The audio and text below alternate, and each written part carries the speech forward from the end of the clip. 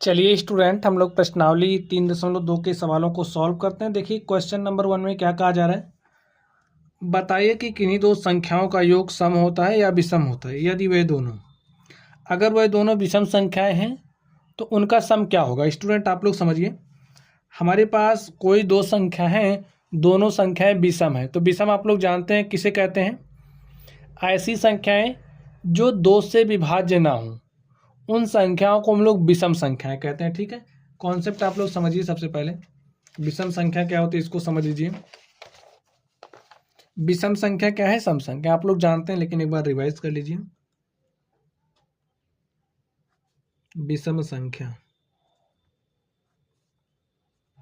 वह संख्या जो दो से विभाज्य ना हो, दो से विभाज्य ना हो,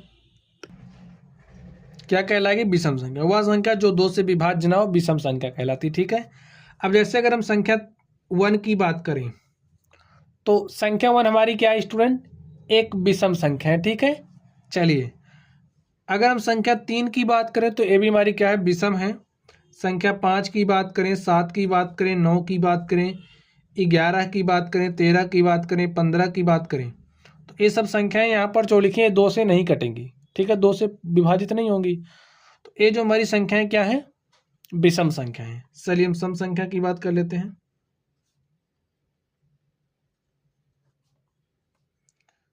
दो से विभाज्य संख्याएं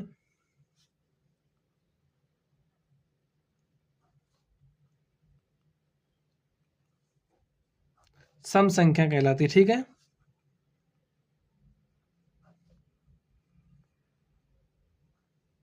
जैसे अगर हमने 2 लिखा तो दो को स्टूडेंट 2 से काटोगे तो हमारा पूरी तरीके से कट जाएगा।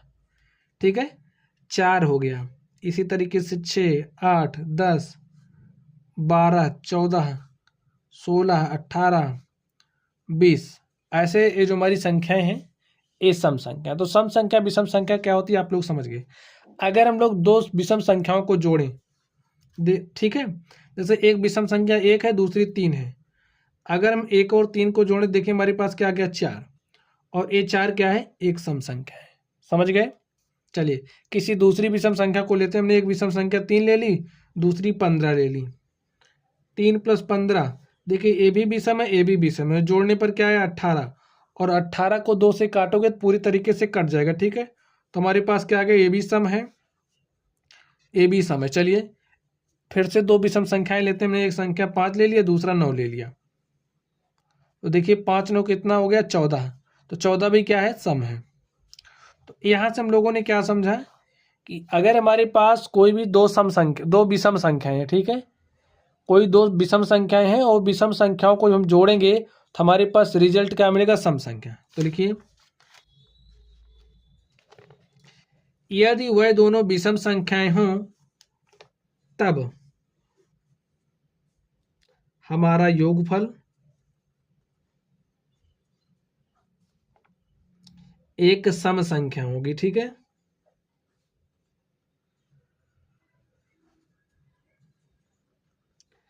ए वाले का रिजल्ट आपको मिल गया कि यदि वे दोनों विषम संख्याएं हों, अगर दोनों पहली संख्या दूसरी संख्या दोनों विषम है तो आपको रिजल्ट क्या मिलेगा, सम संख्या। एग्जाम्पल देख लीजिए, 1 + 3 = 4। ठीक है, 3 + 7, देखिए ए भी विषम है, ए भी विषम है, तो कितना आ गया, 10, ये सम आ गया रिजल्ट में। अगर हमने ले लिया 3 + 11, ए भी विषम है, ए भी विषम है, तो 11 3 14, तो रिजल्ट हमारे पास क्या आ गया, देखिए सम संख्या। ठीक है, ये बात आप लोग समझ गए होंगे। चलिए यहां पर देखते हैं, अगर दोनों सम संख्याएं हों, भाई दोनों सम संख्याएं हों यानी कि, तो हमें रिजल्ट क्या मिलेगा, सम ही मिलेगा। ठीक है, सम संख्या होगा, दो जो रिजल्ट है वो सम संख्या होगा। एग्जाम्पल देख लीजिए, जैसे हमने एक सम संख्या 2 ली, दूसरी सम संख्या हमने 4 लिया, तो 2 में 4 जोड़ा तो हमारे पास क्या आ गया, 6 आ गया। अगर हमने एक सम संख्या 4 ली, दूसरी सम संख्या हमने 6 ली, तो 4 + 6 कितना आ गया, 10, 10 भी क्या है, सम संख्या है।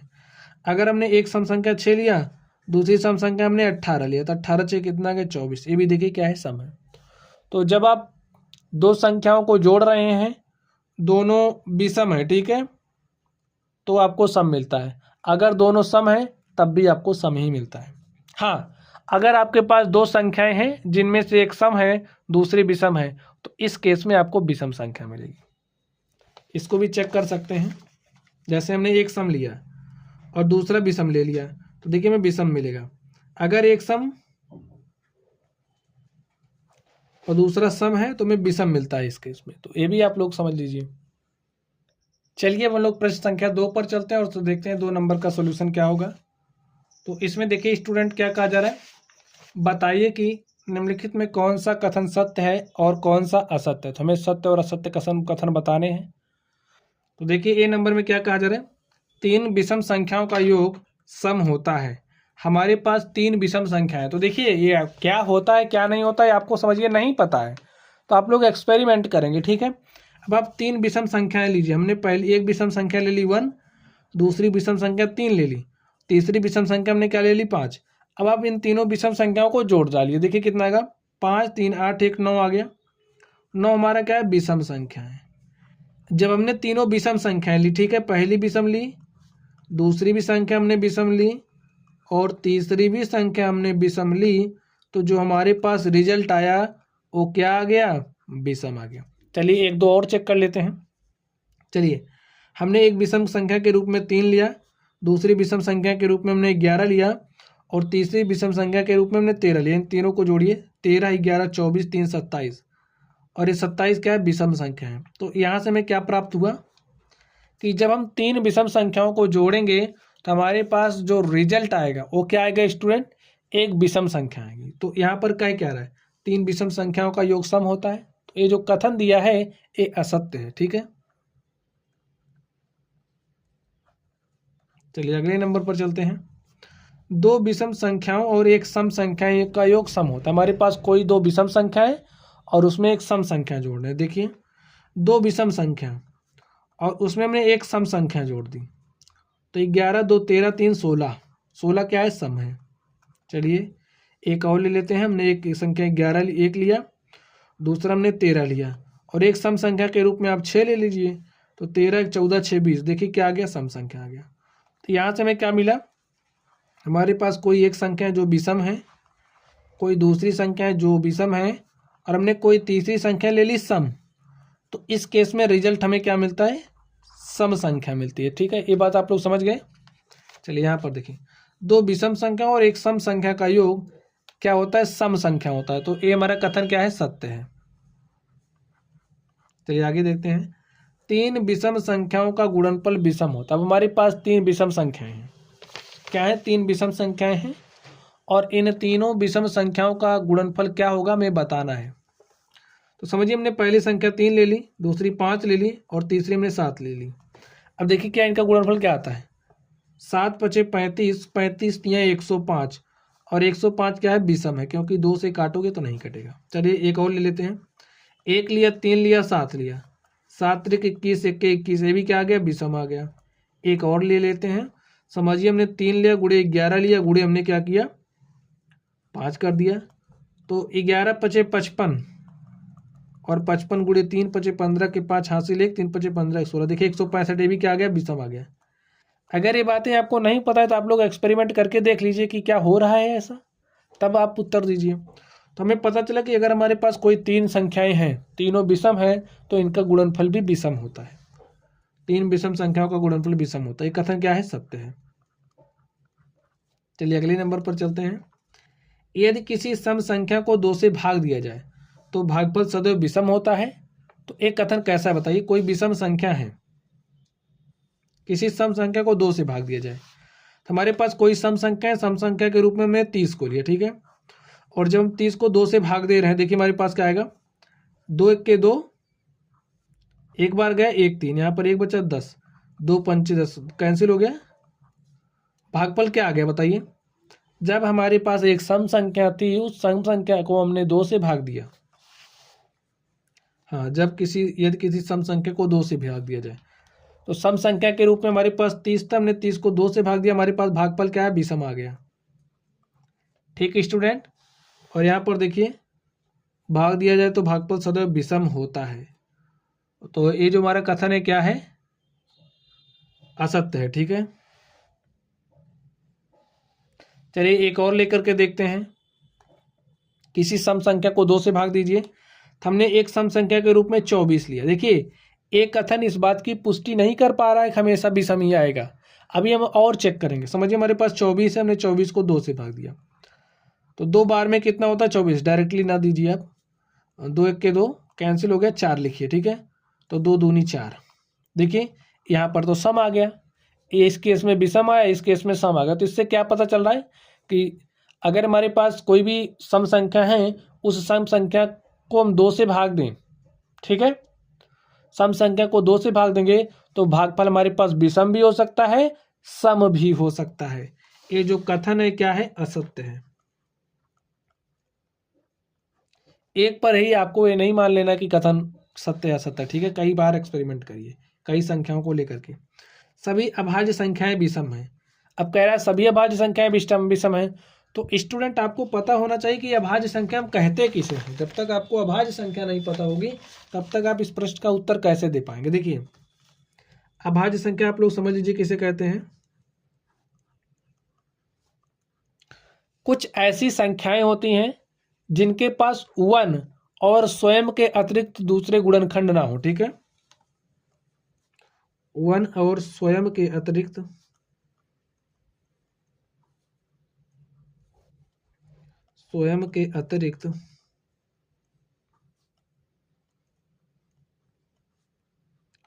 और भी गुणनखंड ना हो।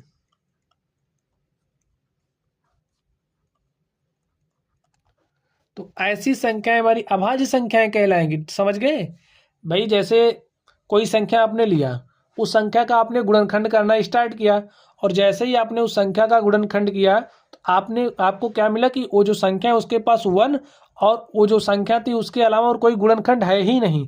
तो ऐसी संख्याएं हमारी अभाज्य संख्याएं कहलाती है। जैसे अब हमने संख्या 2 ले ली और हमने 2 का गुणनखंड करना स्टार्ट किया, तो देखिए 2 का एक गुणनखंड 1 होगा, दूसरा 2 हो जाएगा। देखिए 1 और स्वयं के अतिरिक्त और कोई गुणनखंड नहीं है। इसी तरीके से हम 3 की बात करें तो 3 के पास 1 और 3 के अलावा और कोई गुणनखंड नहीं है। हमने संख्या 5 ले ली, 5 के पास 1 और 5 के अलावा कोई गुणनखंड नहीं है। इसी तरीके से हमने 7 लिया, 7 के पास 1 और 7 के अलावा और कोई गुणनखंड नहीं है। इसी तरीके से अगर हम 11 ले लें तो 11 के पास भी 1 और 11 के अतिरिक्त और कोई भी गुणनखंड नहीं है। इसी तरीके से हमारे पास बहुत सारी संख्याएं हैं, और ये जो सारी संख्याएं आप देख रहे हो ये हमारी अभाज्य संख्याएं कहलाती है। समझ गए। अब देखिए क्या बात कही जा रही है, सभी अभाज्य संख्याएं विषम है। तो यहाँ पर देख लीजिए 2 क्या है, एक अभाज्य संख्या है लेकिन विषम नहीं है। 3 अभाज्य संख्या है, विषम भी है। 7 भी, 5 भी अभाज्य विषम है। तो यहाँ से हमें मिल रहा है कि सभी जो अभाज्य संख्या है वो विषम नहीं है।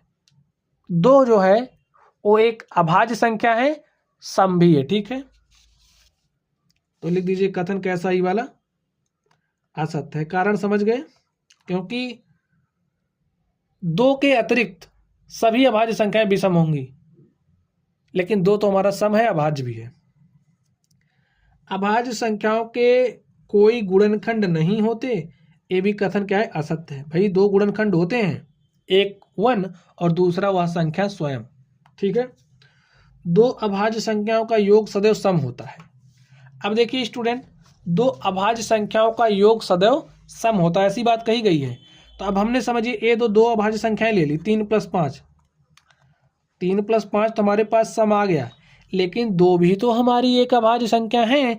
अगर हम 2 + 3 कर लें तो देखिए 2 हमारी 2 + 3, 2 भी अभाज्य संख्या है, 3 भी अभाज्य संख्या है। तो यहाँ पर रिजल्ट क्या आ गया, विषम। कुछ देख पा रहे हैं। तो हम ऐसा नहीं कह सकते कि 2 अभाज्य संख्याओं का जो सम है, जो योग है, वो सम संख्या ही आएगी, विषम भी हो सकती है। ठीक है, तो एक कथन हमारा क्या है, असत्य है। 2 को लेकर के आपको सावधान रहना है। ठीक है, केवल 2 ही एक सम अभाज्य संख्या है। तो जी हाँ, 2 क्या है, 2 ही एक सम अभाज्य संख्या है। तो हाँ, 2 हमारी क्या है, एक सम अभाज्य संख्या है। ठीक है स्टूडेंट, तो हमारा कथन कैसा सत्य है। 2 हमारी एक ऐसी संख्या है जो अभाज्य भी है, सम भी है। सभी सम संख्याएं भाज्य संख्याएं हैं। अभी यहाँ पर देखिए, सभी सम संख्याएं भाज्य संख्याएं हैं, तो स्टूडेंट 2 हमारी क्या है, एक सम संख्या है, लेकिन भाज्य नहीं हो, अभाज्य है। तो ये कथन क्या हो गया, असत्य। कारण समझ गए आप लोग, 2 सम संख्या है लेकिन वो भाज्य नहीं, अभाज्य है। और भाज्य संख्याएं किसे कहेंगे, ये आप समझिए कि हमारे पास कुछ ऐसी संख्याएं होती हैं जिनके पास 1 और स्वयं के अतिरिक्त और भी दूसरे गुणनखंड होते हैं। जैसे अगर हमने संख्या 4 ले लिया, 4 के पास 1 भी गुणनखंड है, 4 का 2 भी है, 4 भी, देखिए 1 और स्वयं के अतिरिक्त दूसरे भी गुणनखंड आ रहे हैं ना, तो ऐसी संख्या हमारी भाज्य कहलाती है। चलिए, 2 सम संख्याओं का गुणनफल सदैव सम होता है। अगर हमारे पास कोई 2 सम संख्या है, उनका गुणनफल सदैव क्या होता है, सम होता है। तो हमें ये बताना है, तो देख लीजिए, आप लोग चेक करके देखिए। कोई 2 सम संख्या लीजिए, हमने सम संख्या के रूप में 2 लिया, 4 लिया, 2 गुणे 4 की 8 आ गया। सम संख्या के रूप में हमने 2 लिया, 6 लिया, गुणनफल 12 आ गया। सम संख्या के रूप में हमने 4 लिया, गुणे में 8 किया तो 32 आ गया। देख रहे हो कुछ, जब हम 2 सम संख्याओं को गुणा करते हैं तो गुणनफल भी एक सम संख्या ही आती है। तो ये कथन क्या है, सत्य है। चलिए, अब हम लोग इसके अगले नंबर पर चलते हैं और देखते हैं अगले नंबर का सॉल्यूशन क्या होगा। तो स्टूडेंट, हम लोग प्रश्न संख्या 3 पर चलते हैं और 3 को हल करते हैं। इतनी बातें आप लोग समझ गए होंगे। क्वेश्चन नंबर 3 को ध्यान से देखिए। संख्या 13 और 31 अभाज्य संख्या है। इन दोनों संख्याओं में 2 अंक 1 और 3 हैं। देखिए, 1 3 अभाज्य संख्या, 13 अभाज्य संख्या, 13 को हमने पलटा तो 3 1 हो गया, वो भी अभाज्य संख्या है। ठीक है, 100 तक की संख्याओं में ऐसे अन्य युग्म ज्ञात कीजिए। ठीक है,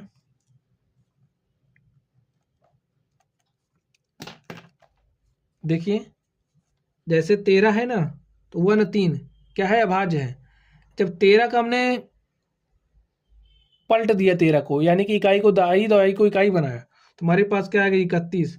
तो ये क्या है, एक अभाज्य संख्या है। ठीक है, इसी तरीके से हमें और निकालना। देखिए और कौन कौन हो जाएगा, आप सोचिए। 13 तो हो ही गया, 17 पर चलते हैं। ठीक है, तो 17 देखिए हमारा क्या है, एक अभाज्य संख्या है, लेकिन 17 को जैसे हम पलटेंगे तो 71 हो जाएगा। 71 के पास भी 1 और स्वयं के अतिरिक्त और दूसरे गुणनखंड नहीं है, तो भी हमारी एक अभाज्य संख्या हो गई। चलिए और आगे चलते हैं। 17 के बाद 23 होता है, लेकिन 23 का उल्टा करोगे 32, 32 तो भाज्य है। और उसके बाद हम लोग 29 चलते हैं, 92 भी भाज्य है। ऐसे चलिए, 29 के बाद हमारे पास क्या आता है, 37। तो 37 मिल सकते हैं। देखिए 37 है, 37 को आपने 73 बना दिया, पलट दिया अंकों को, तो 37 और 73 हो गया। इसी तरीके से अब आगे बढ़ते जाएंगे तो हमको 79 मिलेगा। ठीक है,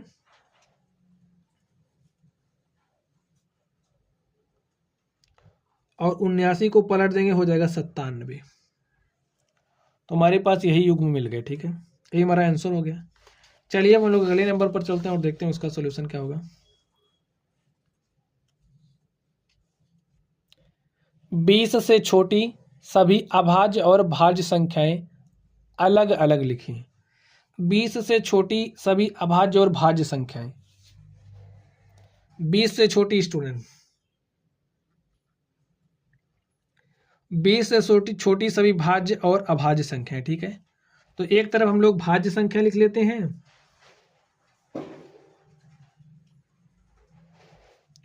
और एक हम लोग अभाज्य लिख लेते हैं। और एक बात आपको पता होना चाहिए, जो हमारा 1 है वो ना तो भाज्य संख्या है और ना ही अभाज्य संख्या है। तो 1 तो दोनों में से किसी में नहीं आएगा। चलिए अब हम लोग किसकी बात करेंगे। देखिए 1 ना तो भाज्य ना अभाज्य, 2 पे चलेंगे तो 2 हमारा क्या है, 2 हमारा एक अभाज्य संख्या है। ठीक है, 2 हो गया। अब 3 की बात करेंगे तो 3 भी क्या है, अभाज्य है। लेकिन जब हम 4 की बात करेंगे तो 4 हमारा क्या होता है, भाज्य होता है। 5 अभाज्य है। 6 देखिए क्या है, भाज्य है। क्योंकि 6 के पास 1 और स्वयं के अतिरिक्त दूसरे गुणनखंड है। 7 देखिए क्या है, अभाज्य है।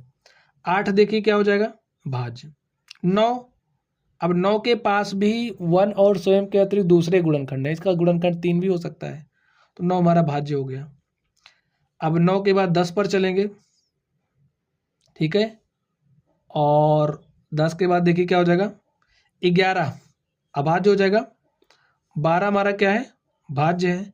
13 पर चलेंगे, 13 भाज्य है। 14 भाज्य, इसी तरीके से समझ जाइए। 15 भी हमारा भाज्य है। 16 भी भाज्य है। 17 क्या है, अभाज्य है। और 18 भाज्य है। 19 हमारा अभाज्य है। तो 20 से छोटी बताना था, तो हमने 20 से छोटी भाज्य और अभाज्य संख्याओं को अलग अलग लिख दिया है। भाज्य और अभाज्य संख्या की अगर आपको डेफिनेशन पता है, परिभाषा पता है, तो आप लोग आसानी के साथ लिख पाएंगे, ठीक है। चलिए अब हम लोग प्रश्न संख्या 5 पर चलते हैं और इसको हल कर लेते हैं। देखिए प्रश्न संख्या 5 में क्या कहा जा रहा है,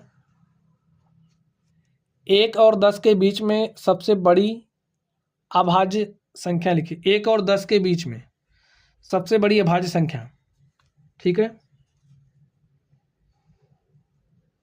सबसे पहले 1 और 10 के बीच में जो भी हमारी अभाज्य संख्या आ रही उनको लिख लेते हैं। लिखिए 1 और 10 के बीच में आने वाली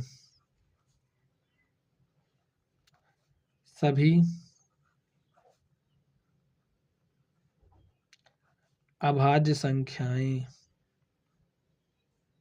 बताइए कौन कौन सी हो जाएंगी। 1 और 10 के बीच तो हम 2 पर चलेंगे, तो 2 हमारी क्या है, एक अभाज्य संख्या है। 2 हो गया, 3 हो गया, 5, 7, बस, और कुछ लिख सकते हो अभाज्य में। तो यहाँ पर आप लोग क्या देख पा रहे हैं, 2, 3, 5, 7 यही हमारी 1 और 10 के बीच अभाज्य संख्या है, और इनमें सबसे बड़ा कौन है, 7। लिखिए आता है 1 और 10 के बीच में सबसे बड़ी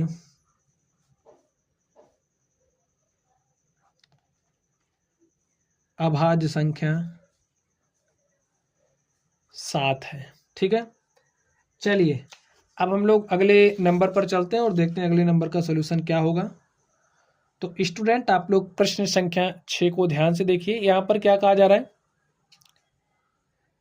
निम्नलिखित के 2 विषम अभाज्य संख्याओं के योग के रूप में व्यक्त कीजिए। तो यहाँ पर जो संख्या आप देख रहे हो, इसे में 2 विषम संख्याओं के योग के रूप में लिखना है, ठीक है भाई। ऐसे लिखना है कि पहली और दूसरी संख्या क्या हो, विषम संख्या हो। तो चलिए लिखते हैं। अब 44 लिखना है, 44 लेके आना है। क्या क्या जोड़ें कि दोनों विषम रहे।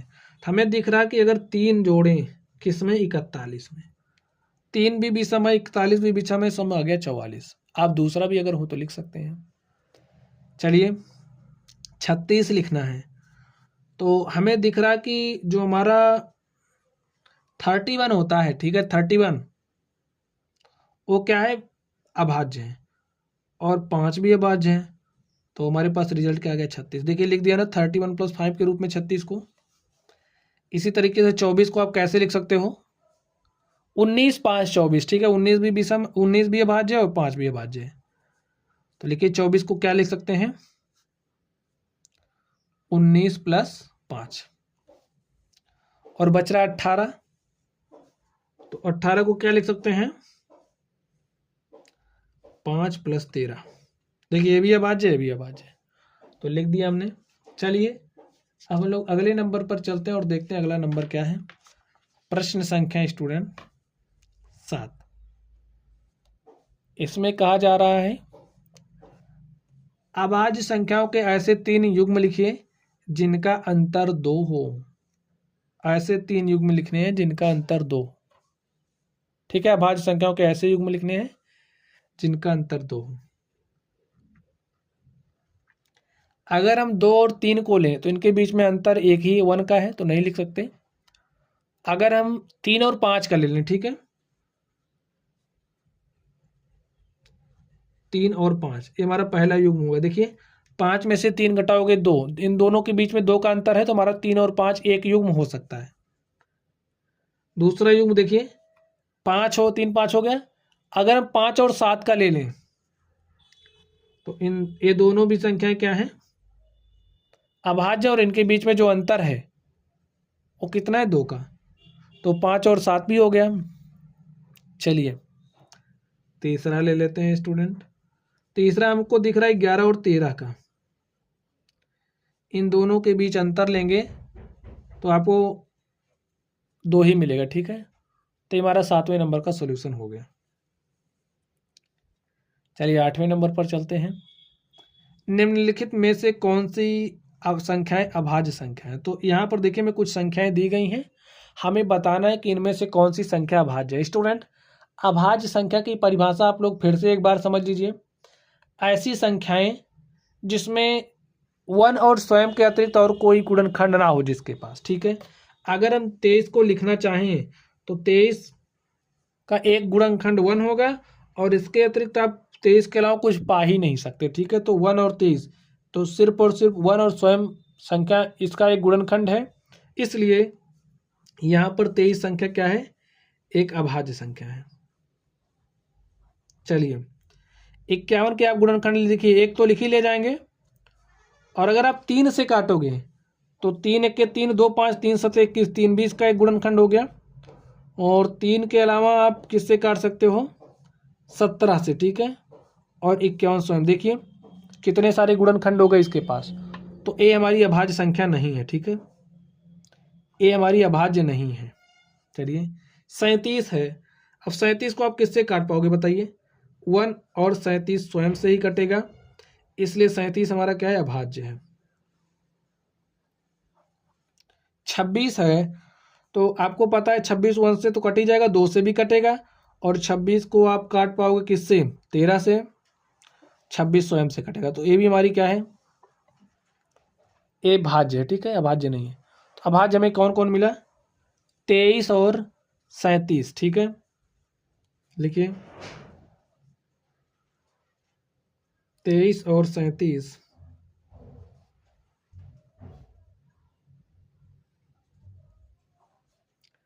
अभाज्य संख्याएं है, ठीक है स्टूडेंट। चलिए अब हम लोग अगले प्रश्न पर चलते हैं और देखते हैं हमारा अगला प्रश्न क्या है। तो स्टूडेंट क्वेश्चन नंबर 9 को आप ध्यान से देखिए। 100 से छोटी 7 क्रमागत भाज्य संख्याएं लिखिए। 100 से छोटी 7 क्रमागत भाज्य संख्याएं लिखिए जिनके बीच में कोई अभाज्य संख्या नहीं है। तो हमें 100 से छोटी 7 क्रमागत भाज्य संख्याएं लिखनी है, ठीक है, जिनके बीच में कोई अभाज्य आए ही ना। तो चलिए, तो देखिए आप 1 से अगर 7 तक जाओगे तो 1 2 3 4 5 6 7, तो इसमें हमारा 2 ही अभाज्य मिल गया, 3 भी अभाज्य है, 5 भी अभाज्य है, 7 भी अभाज्य है। इस लाइन में हम काम नहीं कर सकते। चलिए 11 से 20 में देखिए, आप 10 से 20 में देखिए क्या मिलेगा आपको, 11 भी अभाज्य आ रहा है, इसमें भी काम नहीं बनेगा। आप 20 से 30 वाले में देखिए, 21 से आप 30 तक जाएंगे तो आपको 23 मिल रहा है, इसमें 29 मिल रहा है, इसमें भी काम नहीं हो सकता आपका, ठीक है। चलिए आप किस में चलेंगे, 30 से आप 40 वाले में देखिए, तो देखिए 31 आपको मिल जा रहा है, इसमें भी आपको नहीं मिलेगा। 41 वाले में देखिए 41 हो गया, 42, ये भी हमारा क्या है, 41 अभाज्य है, तो इसमें भी आपको नहीं मिलेगा साथ। 42 से शुरू करेंगे, मान लीजिए 41 छोड़ा आपने, 42 से शुरू किया, 42 43 ही आपको देखिए अभाज्य मिल गया, तब भी काम नहीं बनेगा।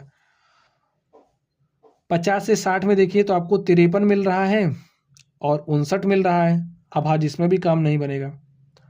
इसी तरीके से आप देखते चले आएंगे तो आपको मिलेगा कि जो 90 है, 90 से 100 वाले में देखिए, एक हमारी क्रमागत 7 संख्याएं लिखनी है जो हमारी भाज्य हो, जिनके बीच में कोई अभाज्य ना हो, ठीक है, क्रमागत लिखना है।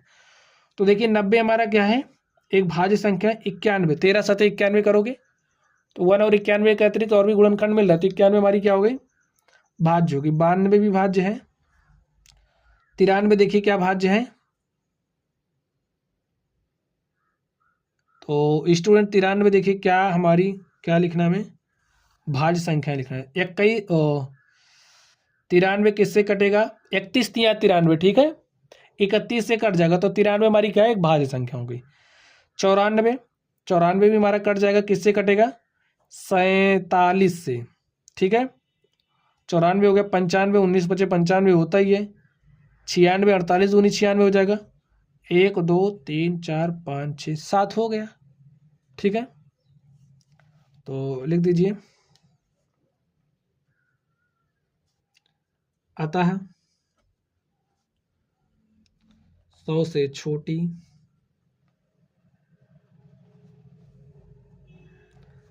सात क्रमागत भाज्य संख्याएं 90, 91, 92, 93, 94, 95 और 96 हैं। ठीक स्टूडेंट, चलिए इस 10वें नंबर पर चलते हैं और इसको हल करते हैं। निम्नलिखित संख्याओं में से प्रत्येक को 3 अभाज्य संख्याओं के योग के रूप में व्यक्त कीजिए। तो यहाँ पर जो संख्या देख रहे हो इसे हमें 3 अभाज्य संख्याओं के योग के रूप में लिखना है। तो स्टूडेंट कैसे लिखोगे आप सोचिए। अभाज्य संख्याओं के, तो पहली अगर अभाज्य संख्या हम 2 ले लें, दूसरी 3 ले लें, ठीक है, 2 3 5 हो गया और 16 हमारी क्या हो जाएगी? भाज्य हो जाएगी। तो नहीं लिख सकते, तो कैसे लिखना पड़ेगा? देखिए, हमने एक संख्या 3 लिया, 5 8 और 13 जोड़ दिया, क्या हो गया? 21। भाई 21 को हमने तीनों अभाज्य संख्याओं के योग के रूप में लिख दिया। चलिए 31 की बात कर लेते हैं। 31 आप कैसे लिखोगे? अगर हम 2 3 5 करें, 2 + 3 5 हो गया और 31 लाने के लिए 26, 26 तो हमारा भाज्य हो जाएगा। चलिए 3 + 5 8 हो गया और 8 में 23 जोड़ दें, हाँ हो गया। देखिए 3 + 5 + 23, देखिए 3 5 8 23 31, ये भी अभाज्य, ये भी अभाज्य, ये भी अभाज्य। चलिए 53 के लिए सोचते हैं। देखिए 23 लीजिए, 23 में आप 17 जोड़िए, तो 23 17 कितना हो जाएगा? 40, 40 में 13 जोड़ दीजिए, ठीक है। तो लिख दीजिए 13 + 17 + 23, ऐसे भी राइट कर सकते हैं। चलिए 61 के लिए देखते हैं। 61 लेकर के आना है। अगर हम 41 लें और 41 में 13 जोड़ दें तो 41 13 कितना हो जाएगा? 54 7 61, ठीक है। 41 + 13 54 और 7 61, ठीक है। तो इस तरीके से हमने इस फॉर्मेट में राइट कर दिया है। आप लोग इसके लिए कोई दूसरा तरीका भी अगर हो तो ढूंढ सकते हैं। चलिए अब हम लोग प्रश्न संख्या 11 पर चलते हैं और देखते हैं प्रश्न संख्या 11 का क्या हल होगा। सॉरी 12 को, 11 नंबर में चलते हैं, उसके बाद 12 को हम लोग हल करेंगे।